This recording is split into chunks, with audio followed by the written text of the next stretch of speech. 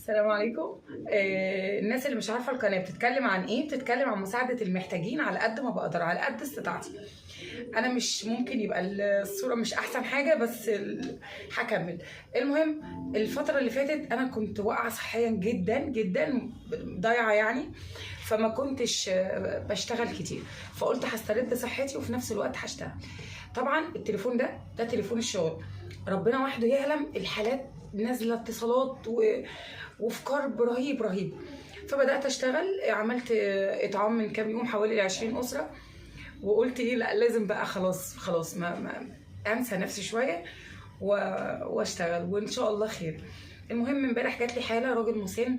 الراجل ده هي حاله من حالاتنا، يعني هو زوجته وهو من حالاتنا، بقالنا سنين شغالين عليهم. الست تقريبا مواليد 52، يعني الست الجده دي مواليد 2، والراجل